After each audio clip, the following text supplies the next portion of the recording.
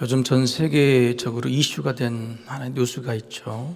전 세계 기업들도 목표가 분명히 정해진 뉴스가 바로 챗 GPT라고 하는 것입니다. 컴퓨터로 채팅하는 것이죠.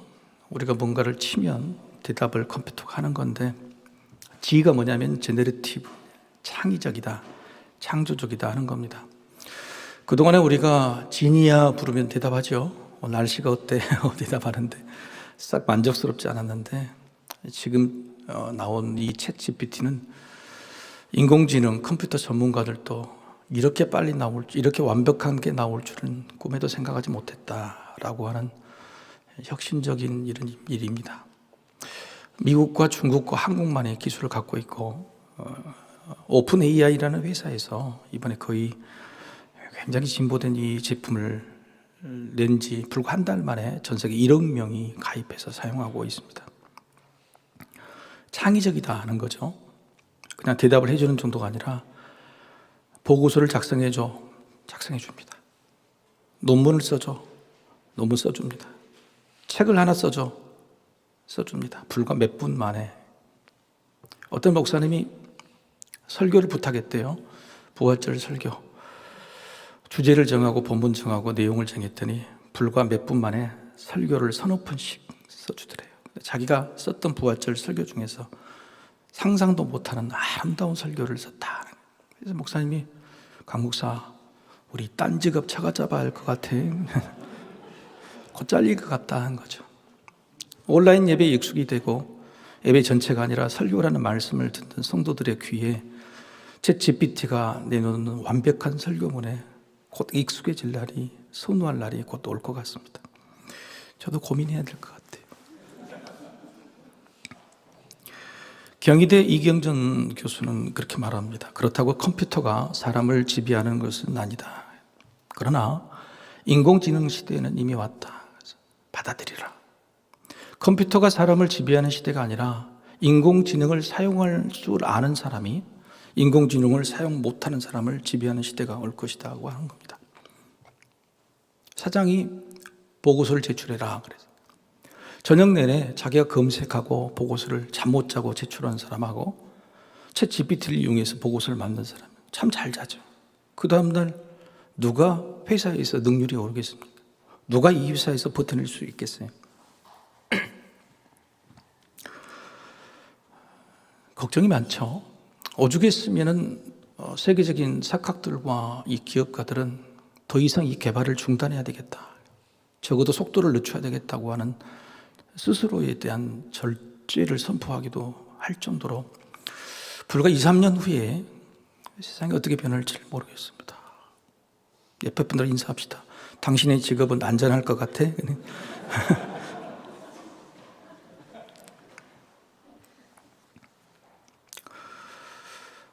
챗 GPT를 직접 써보신 인공지능의 전문가, 뇌과학자인 카이스트의 김대식 교수가 그래도 사람들이 이렇게 위로를 합니다.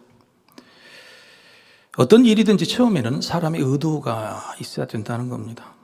인공지능이 아무리 능력이 많다 해도 사람이 시작 명령을 내려야 움직인다는 거예요. 이거 해 라고 명령하면 명령대로 움직이는 것뿐이다.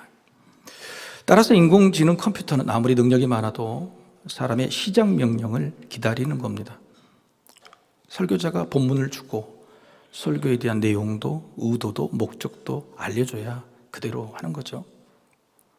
그래서 인공지능이 사람을 근본적으로 이길 수는 없다 하는 겁니다.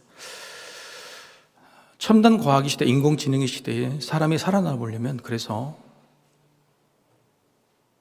그 사람이 기계를 이용할 줄 알고 그걸 시작을 내릴 수 있는 명령을 잘해야 된다. 이 카이스트의 김대식 교수는 그게 뭐냐고 하는 그걸 꿈이라고 말합니다. 꿈. 사람의 꿈이다. 사람의 계획이다. 어떤 꿈을 가지고 어떤 계획을 가지고 컴퓨터에게 어떻게 명령하느냐. 컴퓨터는 인공지능은 그걸 수행하는 것이 뿐이다. 거죠. 따라서 사람의 차별성, 사람의 컴퓨터는 우월성, 아니 다가온 첨단 인공지능 시대에 살아남을 수 있는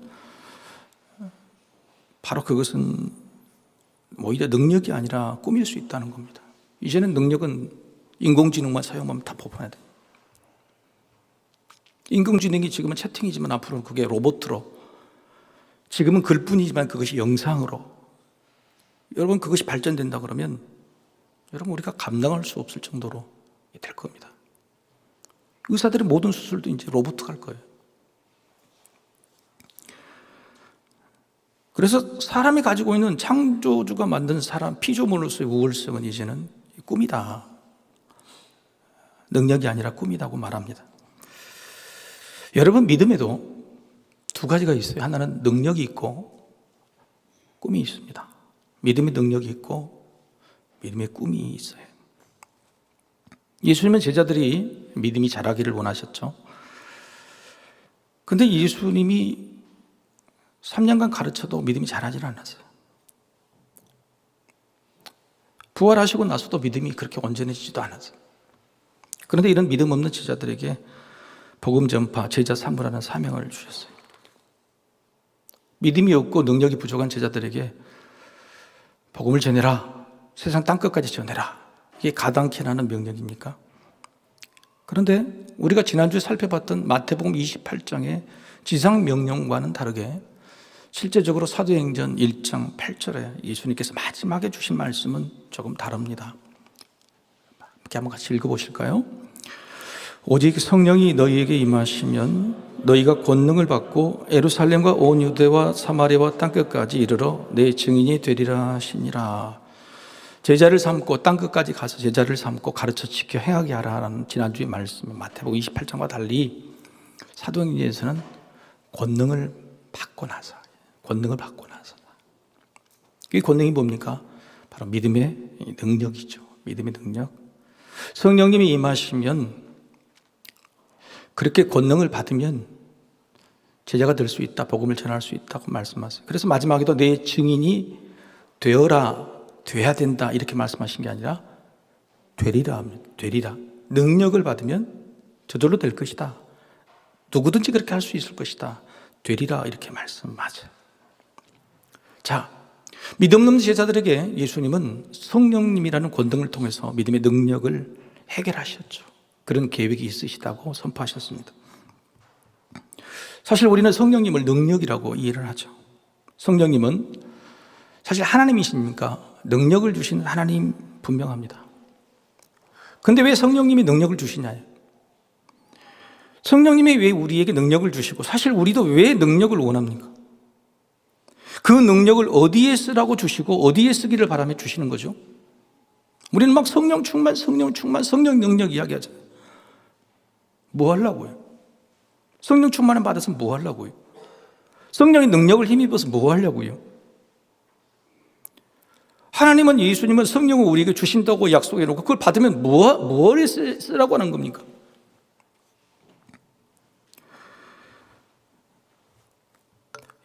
여러분, 엊그저께 4월 14일이 무슨 날인지 아세요? 3부 정도는 대답을 나올 법한데 안 나와. 1, 2분. 4월 14일이 블랙데이입니다. 블랙데이. 다른 말로 하면 짜장면 데이라고 하죠. 매월 14일이 데이데이의 연속입니다. 2월 14일은 발렌타인데이. 여자가 남자에게 그걸 받아 적고 계시네. 그게 굉장히 중요한 발렌타인데이, 이날은 초콜릿을 주는 날이에요. 3월 14일은 화이트데이. 이때는 남자가 여자에게 사탕을 주는 거예요. 왜 초콜릿을 주고 사탕을 줍니까? 친하게 지내보자, 우리 사랑하자, 더 사랑의 깊은 사랑을 하자고 하는 거예요. 그런데 초콜릿도 못 받고 사탕도 못 받는 사람이 힘들어. 그래서 4월 14일 날 마음이 시커매. 블랙데이. 그래서 사탕도 못 받고 초콜릿도 못 받는 사람은 4월 14일 날 짜장면이라도 드시길 바랍니다. 이 짜장면에 대한 일화가 있어요. 어떤 형제가 고아인데 고아원에 있을 때에 배가 고팠는데 하필이면 고아원 옆에가 짜장면집이에요. 짜장면 냄새가 날 때마다 죽을 지경이. 그래서 형제가 둘이 다 손을 잡고 꿈을 꿨대요. 야, 우리는 나중에 짜장면집을 만들자. 짜장면 가게를 하나씩 세워가지고 성공하자. 정말로 이 형제가 최선을 다해서 짜장면 배달부터 시작해가지고 드디어 형도 짜장면집, 동생도 짜장면집을 다 만들었어요. 근데 형과 동생과 차이점이 어렸을 때 그 꿈을 형은 기억하고 있었어요.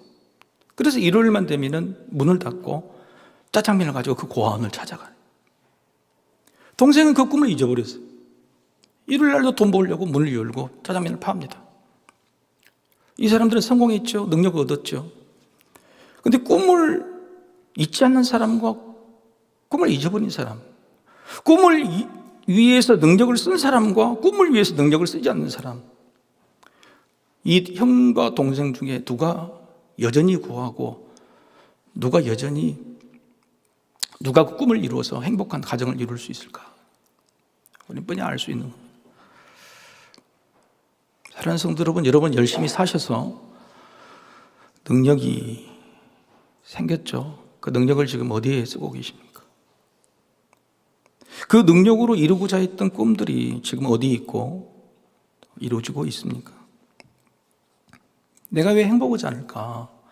다 이루고 다른 데로 성공했는데 내가 왜 기쁨이 없을까? 잃어버린 꿈이 있지 않겠습니까? 제자들은 마가의 다락방에서 성령을 받아 권능이 생겼습니다. 방언을 했죠. 술 취했다고 말하는 세상 사람들 앞에 베드로가 나섭니다. 그리고 설교를 시작하는데 그 설교가 어마어마한 설교예요. 그래서 사람들이 전부 다 가슴을 쳐요. 우리가 어찌 알고. 베드로의 말은 누구든지 주의 이름을 부르는 자는 구원을 받으리라. 우리가 다 이 일의 증인이로다. 너희가 십자가에 못 박은 이 예수를 하나님이 주어 그리스도가 되게 하셨다. 우리가 이 일의 증인이라고 당당하게 선포했어요. 대제사장 여종의 말에 도망쳤던 베드로, 예수님을 3번이나 부인했던 베드로, 쪽팔려서 주님 앞에 당장 나타나지도 못했던 베드로가 성령을 받아, 성령의 능력을 받아서 이 위대한 설교를 한 번에 3,000명이 회개하는 설교를 하게 된 거예요. 이 모든 것이 바로 성령님의 덕분이요, 성령이 주신 능력 때문입니다. 자, 제가 믿음에는 2가지가 있다고 그랬죠. 믿음의, 제발 대답 좀 해주세요. 제가 마음이 아프니까. 믿음의 능력과 믿음의 꿈이죠. 세상에도 능력과 꿈, 이 2가지가 굉장히 중요한 잣대가 되는 것처럼 믿음에도 믿음의 능력과 꿈이에요. 자, 성령님이 오신 것은 믿음에 뭘 해결하신 겁니까? 능력을 해결하신 거죠. 믿음의 능력을 해결하신 거예요. 자, 그러면 믿음의 꿈은 어디 있습니까? 믿음의 꿈은 어디 있죠? 꿈과 믿음은 붙어 있는 것인데 능력은 받았지만 꿈은 어디에 있는 것입니까? 그게 바로 오늘 본문 말씀에 등장한다는 겁니다. 사도행전을 보면 1장에는 예수님의 승천, 그리고 2장에는 성령의 임재, 그 사이에 오늘 본문은 우리는 생략합니다. 기억하지 못합니다. 그런데 바로 오늘 본문이 믿음의 2가지 요소 중에 정말 중요한 믿음의 꿈에 대한 말씀을 해주고 있다는 거예요. 예수님이 부활하신 후에 승천하실 때 성령이 오기까지 기다리라. 제자들이 마가라는 제자의 다락방에 모여, 무려 몇 명이 모이냐면 120명이 모였어요. 여러분, 이 성가대석에 꽉 차 앉으면 60명입니다. 이 2배라는 데 숫자가 그때 그 작은 오두막에 다락방이 모여 있다는 거 하는 거예요. 그 안에는 예수님의 어머니 마리아도 있었고 예수님을 부정했던 예수님의 형제들도, 그리고 제자들도 다 모여 있어요. 함께 모여서 할 수 있는 일은 기도와 찬양이다. 그래서 성경에는 오로지 기도하고 찬양했다라고 기록되어 있습니다. 그런데 오늘 본문에 보니까 기도와 찬양만 한 게 아니었어요. 그죠? 기도와 찬양만 한 게 아니었어요. 뭘 했습니까? 바로 제자를 뽑았죠. 12명의 제자 중에서 가룟 유다가 예수님을 배반하고 죽고 말았습니다. 바로 그 가룟 유다의 빈자리, 가룟 유다라는 사도 직분을 대신할 사도 1명을 뽑자라고 베드로가 제안을 합니다. 제자들이 다 동의하죠. 그리고 제비 뽑아서 1명을 뽑았는데 마띠아가 선출이 됩니다. 제비를 뽑기 전에 기도를 합니다. 저는 우리 교회도 이랬으면 좋겠어요. 임직자들 다 넣고 성도들 다 기도하고 뽑자. 할렐루야. 아멘 안 하시네. 한 분만 하시네. 이때 제자들이 한 기도문이 뭐냐면 24절과 25절이 요약이 이렇게 돼 있어요. 제가 읽겠습니다. 무사람의 마음을 아시는 주여, 이 두 사람 중에 누가 주님께 택하신 바 되어 봉사와 및 사도의 직무를 대신할 자인지를 보이시옵소서. 그렇죠? 봉사와 사도의 직무라는 게 적합성이에요. 이게 사도의 직무. 그럼 사도의 직무가 뭐죠? 사도의 직무가 뭐예요? 항존직 임직자의 직무가 뭐죠? 베드로가 이야기를 합니다. 22절 중반절 이렇게 말해요. 우리와 더불어 예수께서 부활하심을 증언할 사람. 바로 부활 증언. 이게 바로 사도의 직무예요. 부활 증언을 할 사람이 사도가 돼야 돼요. 베드로는요, 성령님이 오시기 전에 부활을 증언할 꿈에 가득 차 있었어요. 여러분, 베드로가 지도력이 있었습니까? 다른 제자들 이끌 만한 지도력이 있었어요? 없었어요. 베드로가 나서면 늘 사고쳤죠. 요한과 야고보 옆에 있는 다른 제자들은 늘 베드로를 부수려고 내려앉으려고, 또 베드로가 예수님을 실망시킨 다음에 야고보와 요한이 그 자리를 치고 들어갔죠. 내가 왼쪽과 오른쪽에 앉게 된다는 거죠. 베드로는 인정받지 못한 수제자였어요. 그런데 이 베드로가 지도력을 발휘합니다. 성령을 받기 전입니까? 받은 후입니까? 제가 어디를 설명한 거예요? 성령 받기 전이에요, 후예요? 에? 성령 받기 전이잖아요. 성령을 받기 위해서 기다리는 상황이잖아요. 예수님이 승천하시고 나서 언제 성령이 올지 모르고 마가의 다락방에 모여서 기도와 찬양만 열심히 할 때잖아요. 능력이 없을 때예요. 성령을 통해서 충만한 역사나 임재나 변화가 없을 때입니다. 그런데 그때에 베드로가 상상할 수 없는 지도력을 발휘해요. 그리고 놀랍게도 그렇게 싸우던 제자들이, 야, 성령이 오신다 그러면 그때 나와서도 뽑으면 되지. 서로 싸우고 다투고 잘났다고 했던 사람들이 모두가 다 베드로의 마음에 순응합니다. 그리고 함께 마음을 모아 기도해요. 그리고 사도를 뽑아요. 무슨 일이 있는 겁니까? 성령이 오기도 전에 베드로는 성령의 능력을 잊기 전에 그 안에 뭐가 있었냐? 꿈이 생긴 거예요. 꿈이 꿈으로 가득 찬 거예요. 이미 꿈이 충만하게 있어서 능력만 오면, 능력만 갖춰지면 나에게는 세상을 바꿀 만한 꿈이 있어요. 근데 능력이 없단 말이에요. 꿈은 부풀어 오르는데 능력이 없어. 주님은 기다리시라고 그러죠. 꿈을 키워가는데 참을 수가 없는 거예요. 능력만 주시면 내가 뛰쳐나갈 것이다. 능력만 주시면 내가 이룰 것이다. 세상을 향해 외칠 것이다. 성령의 능력이 오기 전에 내가 준비할 건 다 준비한다. 모든 것을 다 준비하자. 빠진 자리 한 자리 여기까지도 완벽하게 준비하자. 베드로의 지도력, 제자들이 하나로 된 바로 그 이유 딱 한 가지밖에 없어요. 꿈이었어요. 꿈. 소망. 그게 뭐냐? 부활을 속히 증언하고 싶은 꿈이에요. 부활을 속히. 한번 읽어봅시다. 시작. 부활을 속히 증언하고 싶은 꿈이에요. 주님은 살아나셨다. 주님은 진정으로 하나님의 아들이시다. 메시아다. 이걸 증언을 꿈으로 가슴이 벅차오른 거예요. 부활을 보고 꿈이 생긴 겁니다. 부활을 전하고 싶은 꿈이에요. 그래서 성령의 능력이 오기 전에 이미 이들은 하나가 됐고, 이들은 무엇인지 할 수 있는 자들이 됐어요. 그렇게 오합지졸로 도망치던 자들, 예수님이 십자가 앞에서 싹 도망치던 자들이 아무도 도망가지 아니하고 예수님이 형제들까지 120명이 모여서 오로지 기도하고 오로지 찬양할 수 있었습니다. 성령이 열흘 만에 온 것은 역사적인 사실이고 우리가 알고 있지만 언제 오실지도 몰라요. 주님은 성령이 언제 오신다고 말씀한 적이 없어요. 그렇습니다. 예수를 보면 꿈이 생깁니다. 예수를 진짜로 보면 꿈이 생겨요. 예수님의 사랑을 보면 사랑의 꿈이 생겨요. 아, 저게 사랑이구나. 세상에 수많은 사랑들을 봤는데 내 마음이 격동하지 않아요. 의심되고요. 확인하고 싶은데 예수의 사랑을 보면 아, 이게 사랑이구나. 사랑의 꿈이 생겨요. 예수님의 지식과 지혜를 보면 이게 진짜 지혜와 지식이다. 그런 꿈이 생기는 거예요. 예수의 부활을 보면 이게 진짜 생명이구나, 이게 진짜 부활이구나, 그 부활에 대한 꿈이 생기는 거예요. 물론 세상에서도 꿈을 줍니다. 세상에도 꿈을 꾸게 만들죠. 그런데 세상에 주는 꿈들은 어떤 꿈입니까?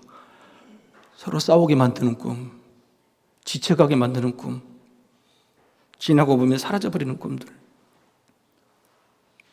의심되는 그런 꿈들. 과연 우리가 어렸을 때 품었던 꿈, 지금 품은 꿈 중에서 그 꿈대로 이루어지는 게 뭐가 있어요? 그 꿈이 우리를 행복하게 해요? 그 꿈이 진짜 우리를 이루고 오늘 가치 있게 만들어요? 의미 있게 만듭니까? 그 꿈은 품 다음부터 꿈을 이룰 수 있는 능력이 없어서 공부하고 돈 벌고 예쓰고 심지어는 불의와 불법을 행하면서 얼마나 힘들게 살아가요. 꿈이 훼손돼 버리고 능력은 사라져 버리고. 세상에 주는 꿈과 예수를 보고 꾸는 꿈이 다르다는 거예요. 이스라엘 백성들이 그랬어요. 여러분, 그 증거가 제자들에게도 있습니다. 제가 질문 하나 던져보죠. 자, 제자들에게 원래 꿈이 있었습니까? 없었습니까? 예를 들어서 예수님과 3년 동안 지내면서 제자들의 꿈이 있었을까요? 없었을까요? 뒤에다 크게 보세요. 손 한번.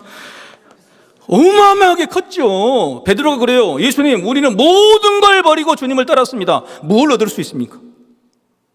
부자 청년이 바치지 않을 때 그때 베드로가 나서 그러는데, 우리는 집도 땅도 돈도 가족도 다 버리고 주님을 따랐습니다. 우리는 도대체 뭘 얻을 수 있는 겁니까?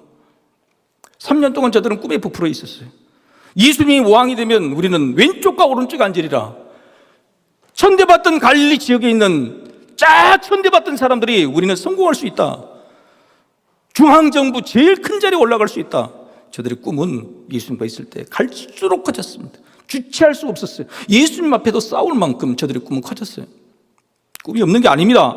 있었습니다. 그런데 그 꿈이 어떻게 됐습니까? 꿈의 실체가 뭡니까? 예수님이 십자가에서 돌아가시자마자 와그르르 무너져 버린 꿈이었어요. 아무것도 남아있지 않았어요. 서로 싸우고 도망치고 배반하고 심지어는 예수님의 장례를 치를 제자 한 명도 없었습니다. 이게 꿈의 실체예요. 없었던 게 아니에요. 있었습니다. 예수님과 함께 지냈단 말입니다. 3년을. 예수님을 옆에서 보았습니다. 보면서 함께 지내면서 말씀을 들으면서 은혜를 받으면서 그때도 꿈이 있었습니다. 그런데 그 꿈의 실체가 뭐냐면 죽는 순간에 와르르 무너져 버린 거였어요.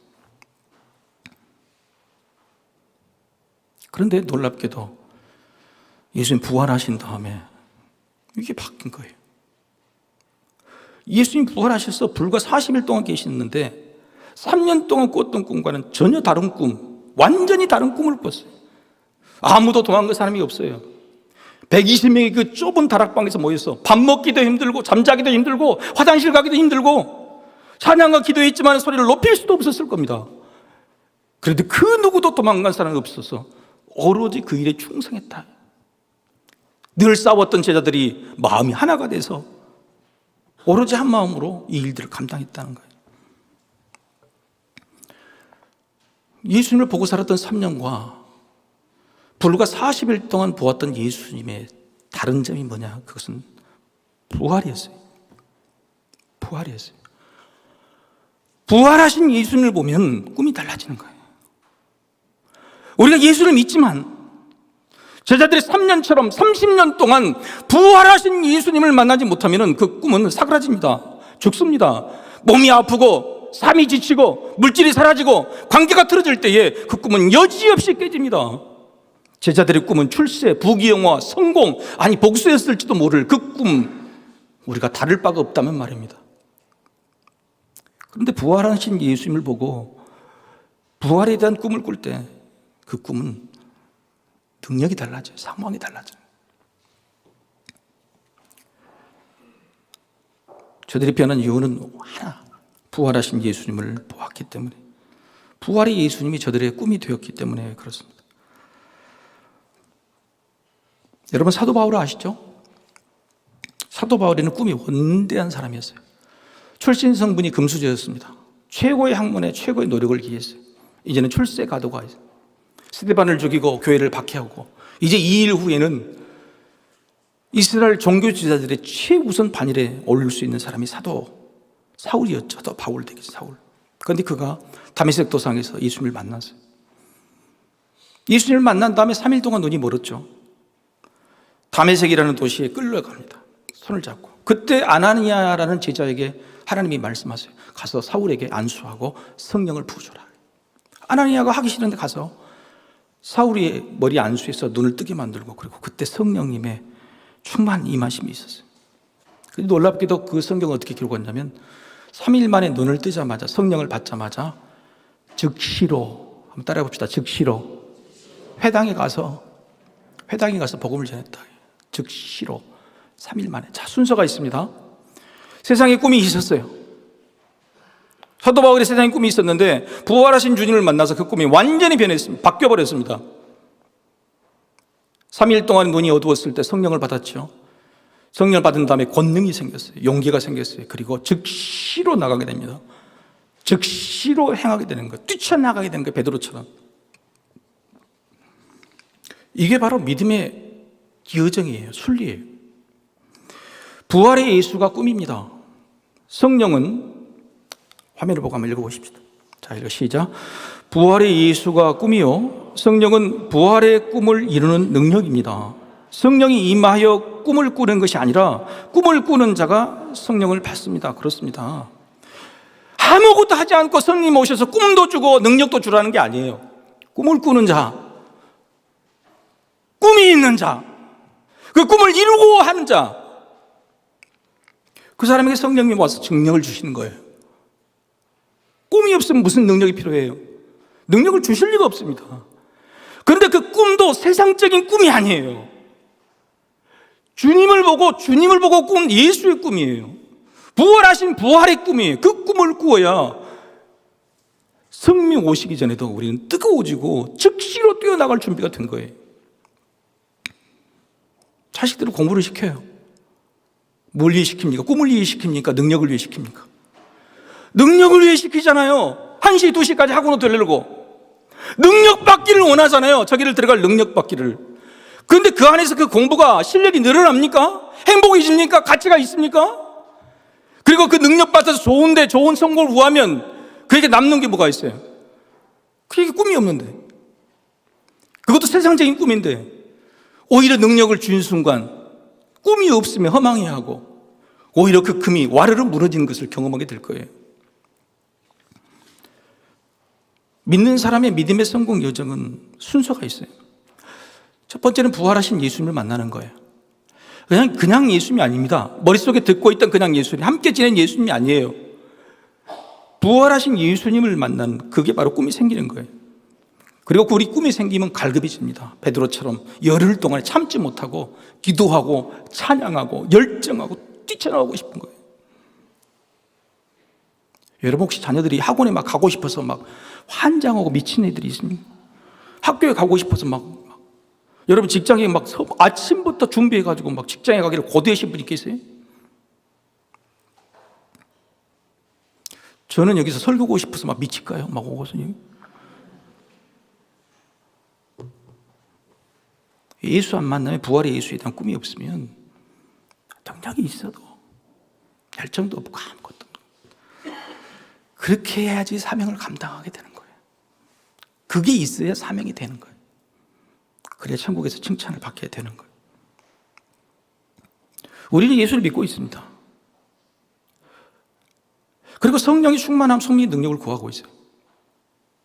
꿈이 있는지도 모르고 성령의 능력이 있는지도 확인할 길이 없어요. 오늘 본문은 그렇게 말하고 있는 겁니다. 네가 가진 꿈이 뭐냐? 너는 꿈이 있느냐? 라고 묻고 계세요. 두 가지입니다. 첫 번째 화면을 보고 한번 읽어봅시다. 첫째, 시작. 부활의 예수님을 만나면 없던 꿈이 생겨요. 없던 꿈이 생겨요. 여러분 꿈이 없다는 자녀들이 참 많아요. 신방을 해보니까 우리 자녀 꿈이 없어요. 심지어는 30, 40이 돼도 꿈이 없다고 그래요. 이게 제일 문제죠. 근데 꿈이 왜 없을까요? 그렇지 않아요? 여러분 자녀들이 TV에서 가수가 노래를 잘 부르면 그 다음부터 뭐 한다 그래요? 가수를 한다고. 연예인들 막 이쁜 연예인을 보면 뭐 어떻게? 저 연예인 연예인 된다가 연예인하고 결혼한다고 그러죠. 저 연예인하고. 보여준 것이 없어서 그래요. 본받을 만한, 되고 싶을 만한, 꿈이 될 만한 것들을 보여주지 못해서 그래요. 여러분 한번 손 한번 들어볼까요? 나는 부모인데, 부모로서 내 자녀에게 저들에게 꿈을 보여줄 수 있는 것이 나한테 있다. 나를 보면, 내 부모를 보면 자녀들이 그냥 꿈을 꾼다. 아무도 없어요.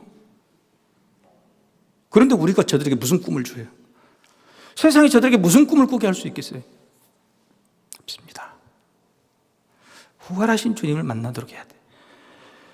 주님의 사랑을 봐야 사랑의 꿈이 생기고, 주님의 그 놀라운 능력을 봐야 주님의 능력에 대한 꿈이 생기는 거예요. 여기는 그런 분이 안 계시죠. 2부 때는요, 오늘 설교가 제일 힘들었어요. 왜요? 목사님, 죽을 때가 다 됐는데 뭔 꿈 이야기를 그렇게 열정적으로 하시냐고. 전부 그런 얼굴을 쳐다보고 계시죠. 죽을 때가 다 됐어요. 뭔 꿈 이야기를 그렇게 하세요. 청년부 나가서 하시지. 너무너무 설교가 힘들더라고. 3부는 좀 낫네. 많이 남았어요. 여러분, 그건 그렇게 아니에요. 부활의 주님을 만나면요, 죽음에 가까울수록, 죽을 때가 가까울수록 무슨 꿈이 생기겠어요? 부활의 꿈이 생기는 거예요. 죽을 때가 가까울수록, 아플수록 부활에 대한 꿈은 더욱더 강렬해지는 거예요. 나이가 먹고 예수 믿은 지 오래돼서 죽을 때가 가까운데 꿈이 없다 그러면 부활의 주님을 안 만나는 거예요. 부활의 꿈이 없는 겁니다. 나이가 많다고 꿈이 없다고요? 나이 많으면, 특히 부활의 주님을 만난 사람은 부활에 대한 꿈이 더 커지는 거예요. 더 강렬해지는 거예요. 나이가 적으나 나이가 많으나 우리에게 열정이 없고 능력이 없다면 부활의 주님을 만나지 못한 거예요. 두 번째, 화면 보고 같이 읽어봅시다. 자, 시작. 부활의 예수님을 만나면 있던 꿈이 바뀝니다. 있던 꿈이 바뀌어요. 왜 하나님께서 내 꿈에 능력을 주시지 않을까? 왜 꿈은 늘 문제 앞에서 와 그러지 무너질까? 매일 의심될까? 제자들은요, 꿈이 있었습니다. 그런데 그들은 우물아 있는 꿈, 자기들끼리 서로 다투고 있는 꿈이었어요. 그런데 부활한 주님을 만나고 저들은 세상을 보게 됐어요. 세상을 향해 나가게 됐어요. 여러분, 성령님이 임하시죠? 성령님이 임하실 때 방언이 터집니다. 그죠? 근데 방언이 뭐예요? 이게 방언이? 아니요, 성경에는 뭐라고 나왔어요? 각 나라의 지방 방언으로 방언했다. 지금 같으면 한국 사람인데 러시아, 영국어, 독일어, 미국어 이걸로 하나님께서 방언을 주셨다는 거예요. 알아듣지 못한 말이 아니에요. 각 나라의 방언으로 주셨다는 거예요. 이게 방언인 거예요. 왜 하나님이 그런 능력을 주셨겠어요? 네 꿈은 여기에서 쓸 게 아니란 말이에요. 한국의 정도에서 쓸 게 아니란 말이죠. 부활하신 주님에 대한 꿈을 갖고 있다면 성령님은 그 꿈에 합당한 능력을 주시는 겁니다. 할렐루야. 방언이 원래 그런 거예요. 네 꿈이 이거라면 능력을 주시더라도 그것만 주시는 겁니다. 자기만을 위한 꿈에서 남을 위한 꿈이 됐어요. 제자들은 자기 사랑에서 이웃 사랑으로 꿈이 바뀌었죠. 나만이 아니라 누구든지가 됐죠. 나의 구원이 아니라 모든 사람의 구원이 됐죠. 나의 복이 아니라 모두의 복으로 꿈이 바뀐 겁니다. 그래서 저들은 더 사랑하게 되고, 더 겸손하게 되고, 더 친절하게 되고, 더 열정 있게 된 겁니다. 저들의 꿈이 그렇게 만든 거예요. 성령이 오시기도 전에. 저도요, 예수님을 인격적으로 만났어요. 오살리 기도원에서 예수님을 일주일 동안 금식하면서 치열하게 만났어요. 그리고 오살리 기도원에서 광주로 오는, 서울로 오는 지하철에서 제일 먼저 부활해 주신, 나를 만나신 주님이 시키신 일이 뭐냐면 지하철 전도였어요. 지하철 안에서 물건을 팔듯이 일어나서 전도해요. 30분 동안, 1시간 동안 3번에 걸쳐서 전도를 했어요. 눈물 범벅이 되면서 전도했어요. 주님 우리에게 능력을 주실 때, 예수를 만난 능력을 주실 때 전도하라고 하는 게 아니에요. 생각이 넓어지는 겁니다. 한 번도 도전해보지 못했던 일들이 하게 되는 거예요. 그걸 할 수 있다고 내가 용기가 나는 거예요. 주님이 시키신 게 아니라 내 안에 열정이 뜨거워서, 저들도 구원하고 싶은 이 소식을 전하고 싶어서 그 지하철에서 즉시로 일어나게 된 거예요. 예수님이 제자를 삼을 때 이런 일이 있었습니다. 빌립이라는 제자를 삼으셨어요. 그런데 그 빌립이라는 제자가 예수님을 만나고 감동이 됐어요. 그래서 나만 믿어서는 안 되겠다 싶어서 자기 친구인 나다나엘을 소개를 합니다. 근데 꿈이 나에서 친구를 보게 되는 거예요. 나다나엘에게 내가 메시아를 봤다고 그랬더니 그 나다나엘의 입에서 무슨 말이 나오냐면 나사렛에서 무슨 선한 것이 날 수 있느냐. 나사렛에서. 나사렛이라는 동네는 갈릴리 지역이거든요. 그러니까 갈릴리에서 무슨 메시아가 오느냐. 2000대 받는 지역에서. 그리고 율법에도 유대 베들레헴 땅에서 온다고 되어 있다. 지금 나다나엘은 여러분 자기 율법 지식을 잘한 게 아닙니다. 자존감이 없는 거예요. 우리 같은 갈릴리 지방 출신, 자기도 갈릴리 지방 출신이거든요. 우리 같은 갈릴리 지방 출신들에게는 희망이 없어. 여기에 무슨 메시아가 와? 온다면 저 예루살렘, 저 유대 성전에 오시겠지. 여기는 선한 거에 날 수가 없어. 무슨 헛소리야. 꿈도 없고 자존감도 없었어요, 나다나엘은. 바로 그때 빌립이요, 나다나엘에게 딱 한마디 합니다. 뭐라고 했어요? 뭐라고 했습니까? 와보라. 한번 따라합시다. 와보라. 와서 보라. 딱 한마디 했어요. 와서 보라. 예수님을 와서 만나면 보면 달라진다는 겁니다. 와서 봐서 보러 나다나엘이 예수님 만나자마자 예수님이 내가 너를 먼저 봤다.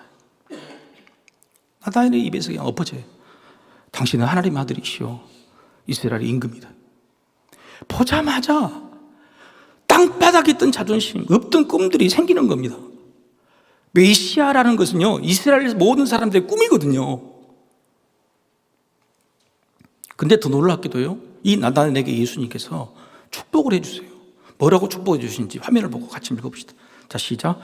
더 큰 일을 보리라. 즉 하늘이 열리고 하나님의 사자들이 인자 위에 오르락 내리락 하는 것을 보리라.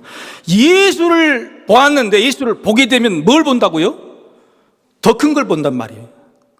예수를 보고 메시아에 대한 꿈이 이루어진 것 같은데 아니야. 네 꿈은 이거보다 더 큰 꿈이 이루어져요. 인자 예수 임의 위에 오르락 내리락에 하나님 나라가 열린 거 보게 될 것이다.